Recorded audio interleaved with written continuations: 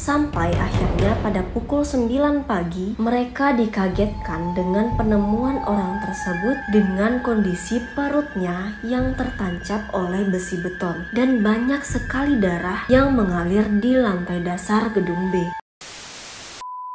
Hai guys, aku Olivia dan selamat datang kembali di YouTube channel aku. Di video kali ini aku akan kembali membacakan cerita horor yang dialami oleh seorang pemuda yang bernama Mas Bagus, di mana ia menceritakan pengalamannya pada saat melakukan proyek pembangunan sebuah apartemen di salah satu kota. Yang katanya nih, pada saat ia melakukan proses pembangunan di tempat itu, ia dan teman-temannya tidak hanya diganggu oleh penghuni dari tempat itu, tapi juga ada 2 orang temannya yang meninggal secara misterius. Nah, berdasarkan dari permintaan Mas Bagus, semua nama tempat dan juga nama orang yang terlibat dalam cerita ini akan disamarkan demi kenyamanan bersama. Nah, tapi seperti biasa, sebelum masuk ke ceritanya nih, jangan lupa untuk like, subscribe, dan juga komen sebagai bentuk dukungan kalian terhadap YouTube channel aku. Oke, tanpa berlama-lama, langsung saja kita masuk ke ceritanya.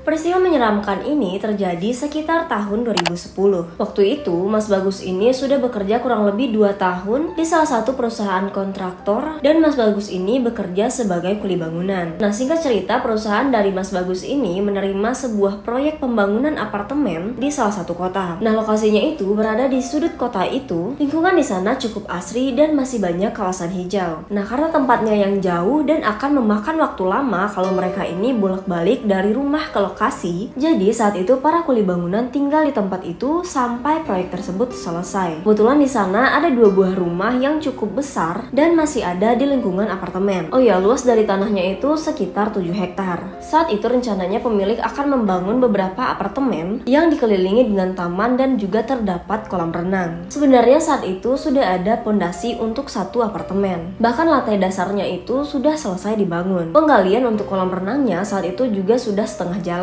Tapi entah kenapa waktu itu pembangunan apartemen tersebut dihentikan dan berdasarkan dari informasi pemilik, pembangunannya diberhentikan karena ada masalah dengan kontraktor yang dulu. Nah, gangguan mistis di tempat itu sebenarnya sudah dirasakan oleh mereka pada saat pertama kali memasuki kawasan tersebut. Ketika memasuki pintu gerbangnya aja nih, mereka semua itu sudah merasakan hawa-hawa yang sedikit berbeda. Tapi entah karena waktu itu mereka datang pada saat sore hari menuju maghrib atau memang ada sesuatu yang tidak beres di tempat tersebut. Saat sampai, penjaganya yang bernama Pak Joko langsung mengantarkan Mas Bagus dan juga rekan-rekan kerja lainnya ke 2 rumah berjejer yang posisinya itu ada di belakang kawasan. Nah, saat malamnya nih, ketika mereka semua ini sudah selesai diskusi-diskusi ringan masalah pembangunan, Mas Bagus dan juga salah seorang temannya diperintahkan oleh bosnya yang bernama Pak Samsul untuk pergi ke pos satpam dan meminta tolong Pak Joko untuk dibelikan makan malam. Nah, berangkatlah mereka berdua ini menuju ke pos satpam dengan menggunakan motor karena memang jaraknya itu cukup jauh. Tapi pas dicek ternyata pos satpamnya itu kosong. Jadi ya udah, mereka saat itu pun inisiatif untuk mencari makan sendiri keluar. Nah, kira-kira 1 kilometer dari lokasi pembangunan ketemu nih mereka dengan abang-abang yang sedang menjual sate. Karena waktu itu pembelinya cuma mereka berdua, jadi sambil bakar-bakarin sate, si abang ini mengobrol dengan mereka berdua. Iseng-iseng Mas Bagus ini pun bertanya tentang lokasi pembangunan apartemen tersebut ke abang-abang sate. Terus saat itu abangnya bilang, "Walah mas, kalau orang asli sini mah pasti tahu tentang pembangunan apartemen itu. Pembangunannya gak selesai-selesai. Padahal udah 2 kali ganti kontraktor, tapi masih gitu-gitu aja bangunannya." Terus kata Mas Bagus, katanya gara-gara ada masalah sama kontraktornya kan. Terus abang sate pun menjawab, "Dengar-dengar sih bukan mas. Katanya gara-gara diganggu sama penghuni di tempat itu." Nah, saat itu percakapan mereka pun terhenti karena memang satenya sudah selesai dan Mas Bagus harus segera kembali untuk membagikan sate-sate itu.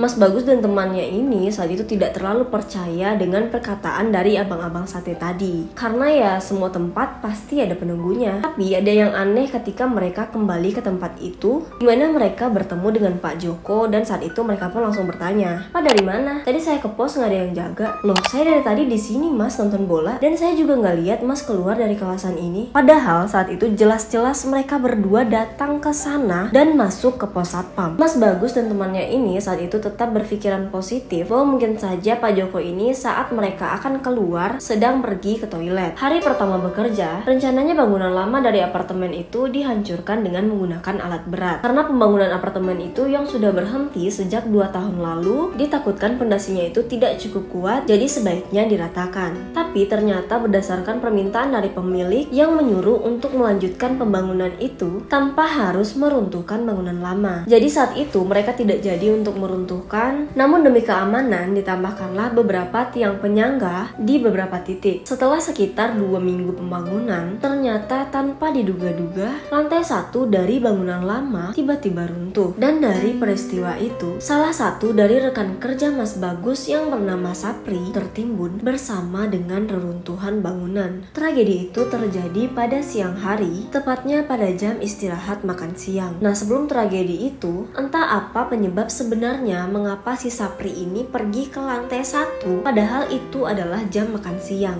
Menurut teman dekat Sapri, ia pergi ke sana karena disuruh oleh bosnya yang bernama Pak Midi untuk mengecek bagian-bagian yang sekiranya masih membutuhkan penyangga. Tapi tidak ada keterangan pasti apakah benar Pak Midi ini yang menyuruh Sapri untuk pergi ke lantai 1 atau bukan. Pekerjaan mereka pun saat itu sempat terhenti karena proses penyelidikan kematian Sapri. Dan setelah terbukti bahwa itu adalah kecelakaan kerja, jadi pembangunan pun kembali dilanjutkan. Walaupun sebenarnya Mas Bagus ini sudah sedikit menaruh kecurigaan kenapa dari awal pemilik bangunan tersebut melarang untuk membongkar bangunan itu. Nah, setelah kejadian yang menimpa rekan kerja Mas Bagus, suasana di tempat itu mulai terasa sangat berbeda. Hampir setiap malam mereka semua, tidak hanya Mas Bagus, mendengar suara seseorang yang meminta tolong dari dalam gedung tempat kejadian itu. Sosok yang menyerupai Mas Sapri juga sering menampakkan diri dengan wujud manusia yang kepalanya bercucuran darah. Ada juga beberapa kali mereka melihat ular yang sangat besar sedang berenang di dalam kolam yang setengah jadi itu. Mereka juga sering mendengar suara cekikikan kuntilanak ataupun melihat penampakan pocong. Peristiwa aneh pun sering terjadi ketika mereka mulai melakukan pembangunan di gedung yang runtuh itu,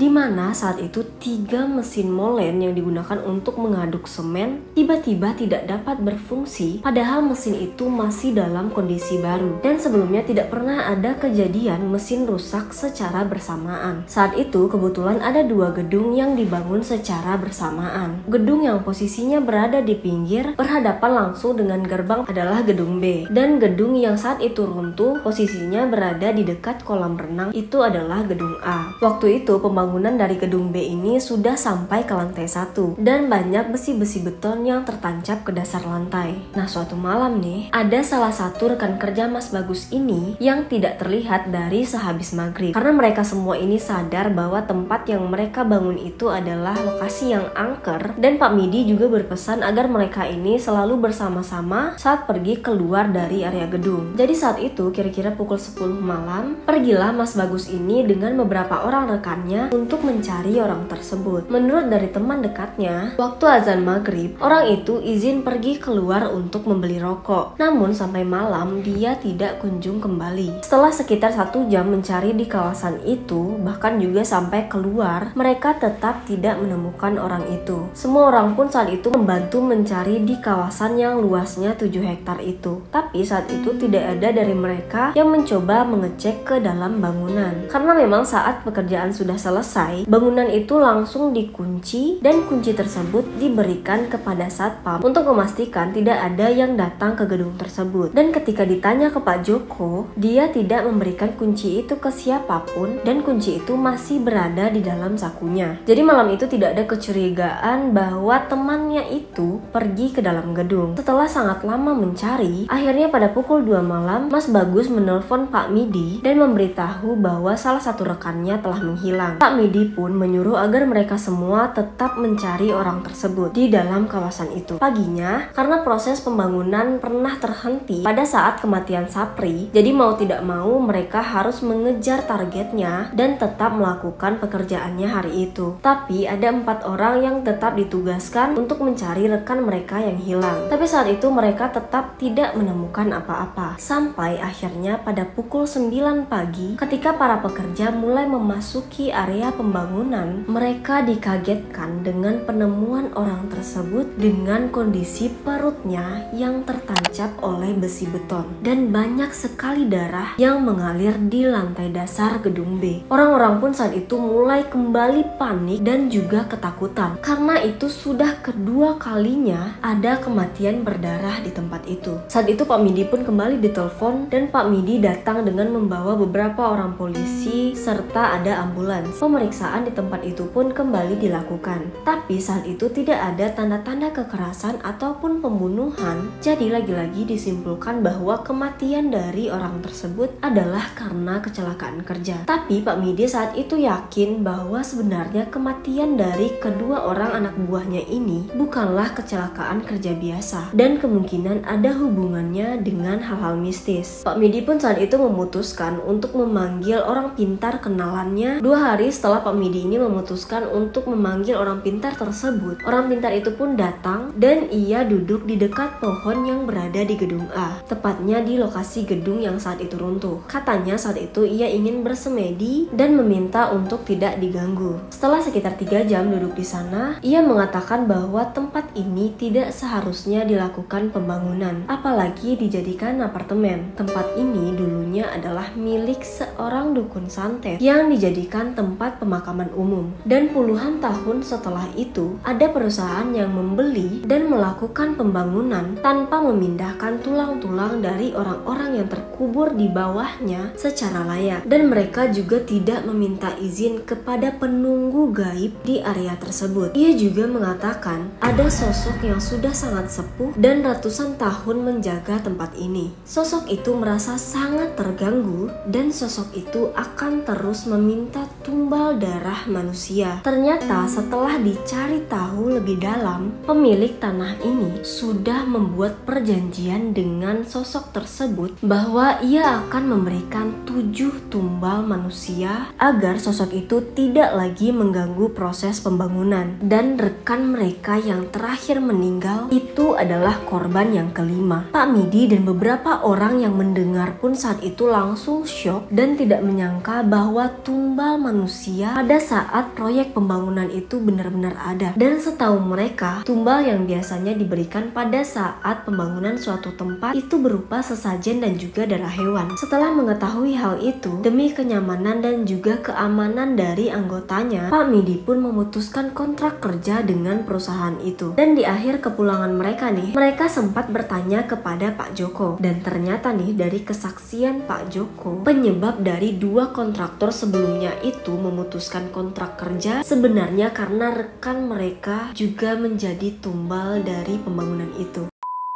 Oke guys, sekian cerita kali ini dan serem banget gak sih? Ada orang yang tega untuk menumbalkan manusia demi bisa membangun sebuah apartemen. Dan gimana menurut kalian? Apa kalian juga pernah mendengar cerita-cerita mengenai tumbal dari sebuah pembangunan? Jangan lupa untuk menuliskan cerita ataupun pendapat kalian di kolom komentar. Atau kalau misalnya kalian ingin cerita kalian untuk dibacakan, kalian boleh banget untuk mengirimkannya ke email aku. Jangan lupa untuk like, subscribe, dan juga komen serta hidupkan lonceng notifikasi agar kalian mengetahui updatean terbaru dari channel YouTube aku. Semoga kalian suka dengan cerita kali ini dan sampai jumpa di video-video menarik selanjutnya. Bye!